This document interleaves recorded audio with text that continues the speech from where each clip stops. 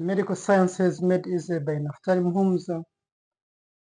We want to look at synthesis, then storage, release and termination of acetylcholine.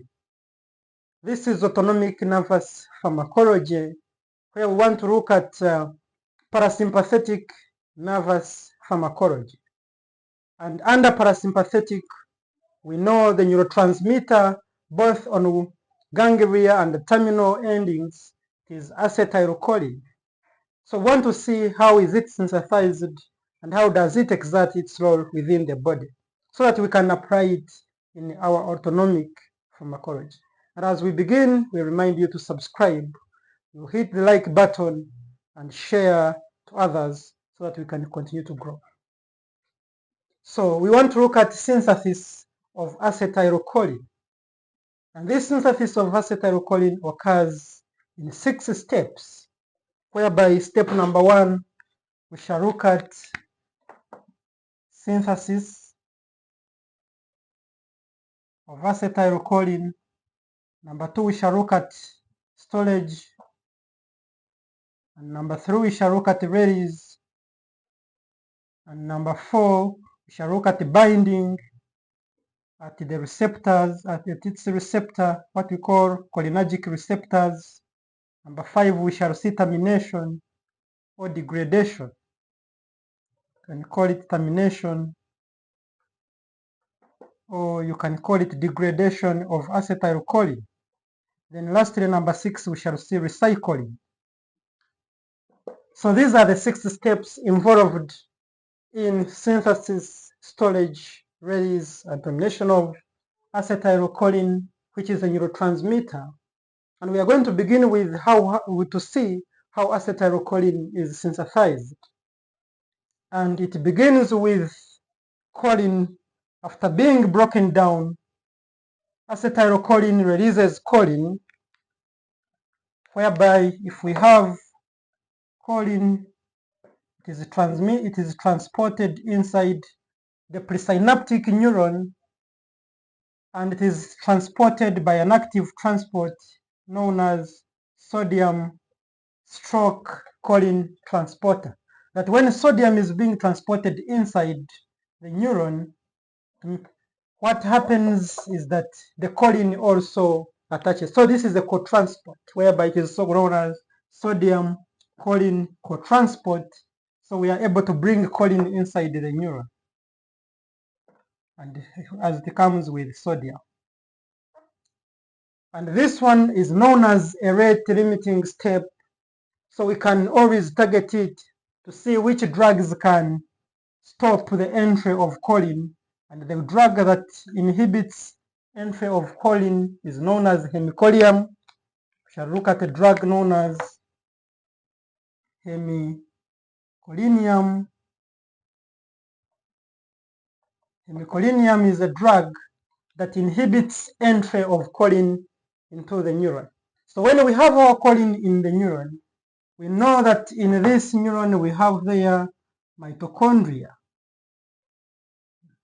We have mitochondria, and this mitochondria within the neuron is the one that supplies acetylcholine, acetyl-CoA. It comes and donates acetyl coenzyme A, and this acetyl coenzyme A is the one that binds or combines with the choline, and to form, when choline combines with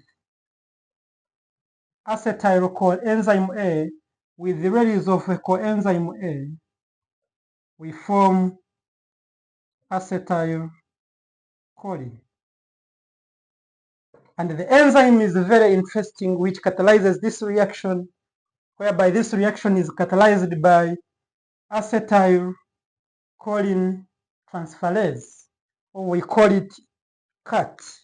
The enzyme that catalyzes this reaction, we abbreviate it as CAT, which is known as choline acetyltransferase. So the enzyme it transfers choline to acetyl to form acetylcholine. So the enzyme is known as, in full, this CAT is known as choline acetyl transferase enzyme. So this one is the one with the release of coenzyme A to form acetylcholine. And this is step number 1. Step number 2, after synthesizing choline, we need to store it into the synaptic vesicle. So this is our synaptic vesicle.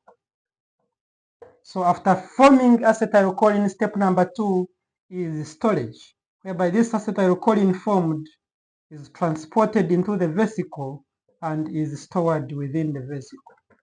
So we see this one is the acetylcholine which has been formed here, and it is transported into the vesicle by vesicle associated transporter, that is VAT. So we are saying VAT in full is known as vesicle associated transporter. So vesicle associated transporter is the one that enables transportation of acetylcholine, abbreviated as ACH, into the vesicle. So we find our acetylcholine stored within this vesicle, transported by vesicle associated transporter. And this vesicle associated transporter is inhibited by a drug known as vesamicol. Vesamicol is a drug that inhibits the entry of acetylcholine into synaptic vesicle so that it cannot be stored. And this step number 2 is what we are calling storage. This is storage. The first one was synthesis. The first one was synthesis. The second one is storage, whereby we store it in the synaptic vesicles, transported inside by vesicle associated transporter, which can be inhibited by a drug known as vesamicol. So after seeing its storage, we can now see the process of release. How is it released into the synaptic cleft? This is known as synaptic cleft. So how do we release? Is that we have this transporter known as calcium gated channels, and within the cleft we always have calcium. So when an impulse is arriving into the presynaptic neuron, it causes depolarization of the presynaptic neuron. What is depolarization? Is entry of sodium ions, making inside of the neuron to become positively charged. And when inside of the neuron becomes depolarized, it causes the opening of the calcium gated channels, and this one results into influx of calcium ions. And when calcium ions enter, they cause a voltage, they create an electric voltage, which goes and causes contractions. So influx of calcium ions within, triggered by depolarization of this neuron, it causes contractions, which leads to the movement of this vesicle to come. And when this vesicle moves near the membrane, it fuses. It comes and fuses with the membrane. So we see this vesicle containing neurotransmitter. It is moved, or it is stimulated by the contractions created by the entry of calcium ions, and these contractions causes it to move near the membrane of the presynaptic neuron, and it fuses with the membrane. After fusing with the membrane, it releases neurotransmitter. Acetylcholine is released by exocytosis. Exocytosis triggered by entry of calcium ions within the cell. So we are going to see this acetylcholine, which has been in the vesicle, being released in the synaptic. So we see this acetylcholine is released in the synaptic cleft. So the release, which is point number 3, which is release, is by exocytosis. That release of acetylcholine is by exocytosis. And after release we are going to see that this acetylcholine goes and attaches to its receptors. And its receptors are known as muscarinic receptors and nicotinic receptors. So at the postsynaptic neuron, we have these acetylcholine receptors. So the acetylcholine comes and binds to its receptor. Another one will come and binds to the receptor, which we have called muscarinic and nicotinic receptors, or what we call cholinereceptors. After binding, it is the one that causes also depolarization of this postsynaptic neuron, leading to depolarization of the cell, hence firing an action potential. So this was step number 4, which is binding. Step number 4, we are calling it binding to the receptor, binding of acetylcholine to the receptor to cause its response. And we are going to see that when this acetylcholine binds to the muscarinic receptors, that is M1, M2, M3, and M4, together with the nicotinic neuronal and the nicotinic muscular, when it binds on them, it brings about responses, and these responses, they have a mnemonic known as dumbbells. Dumbbells are the response, whereby D is for defecation, this is defecation, then U is for urination, it increases urination, M is for meiosis, that is contraction of eyes, narrowing of the entry of the eye, light in the eye, that is what we call meiosis, which causes narrowing by the contractions of the ciliary muscles. Then B is for bradycardia, that is decreased cardiac contraction. You can see it causing emesis. Emesis means vomiting. And then L is for lacrimation. That is, lacrimation is production of tear in the eye. Then S is for salivation, which is over production of saliva. So these are the effects acetylcholine produces after binding to its receptors, and which we are using a mnemonic dumbbells. The bells which do not ring, those are dumbbells. And after seeing binding and bringing about those responses, it is this action should be terminated to avoid this production of this. It must be homeostatically controlled so that there is no over-urination, no over-defecation, no vomiting. So, because if it continues binding, it can bring about these effects. So what its body does, it has an enzyme known as acetylcholine sterase. It has acetylcholinesterase enzyme, and this acetylcholinesterase enzyme is the one that breaks down acetylcholine to form choline and acetate. This enzyme SCAEH is known as acetylcholinesterase. So we are calling it acetylcholinesterase enzyme.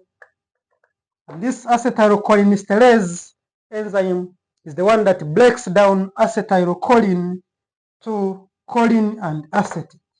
Then this choline which is formed is recycled. We see the recycling of choline.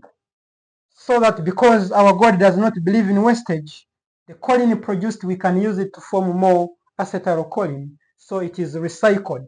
So this one becomes this degradation. Step number 6, number 5 is degradation or termination. Then number 6 is known as recycling of choline. Recycling of choline. Then this one is degradation in presence of acetylcholinesterase. So this is what we can discuss under synthesis, storage, release, binding, termination, and recycling of acetylcholine, which is a neurotransmitter majorly seen in the parasympathetic nervous system, whereby we have looked it under 6 steps. That is synthesis, which is the rate-limiting step. It is the rate-limiting, the entry of choline is the one that is the rate-limiting step. And this rate-limiting step, we have seen a drug which can inhibit it. That is, hemicolinium inhibits the entry. So we can ask you that which of the following drug inhibits entry of choline, which is the rate-limiting step. That is hemicolinium. Then we have seen how it is synthesized in the presence of choline acetyl transferase to form acetylcholine. Then the choline formed is stored in the vesicle, transported by vesicle-associated transporter, which is also inhibited by a drug known as vesamico. So vesamico is also another drug which inhibits storage or entry of acetylcholine within the vesicle. Then another process which is also inhibited is release, and release is inhibited by a drug known as botulinum toxins. These botulinum toxins are got from Clostridium tetani.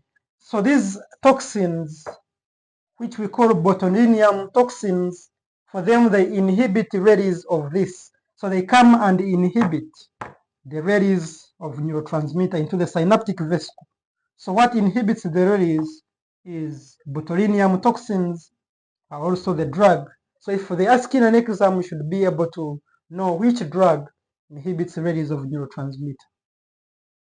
Then after that, we have seen binding of acetylcholine to its receptor, which are muscarinic and nicotinic receptors, which bring about these effects. And after that, we have seen degradation, which is number 5, in presence of acetylcholinesterase enzyme, which breaks down acetylcholine, acetate, and choline. Then choline is recycled back into the presynaptic neuron for further formation. So don't forget these 3 drugs, hemicolinium, vesamico, and botulinum toxins, which indirectly antagonizes the action of cholinergic receptors. Thank you so much for listening, for learning, and choosing to be with us at this channel. We are always so much privileged, and we hope that you always gain a lot on our lectures. Thank you so much.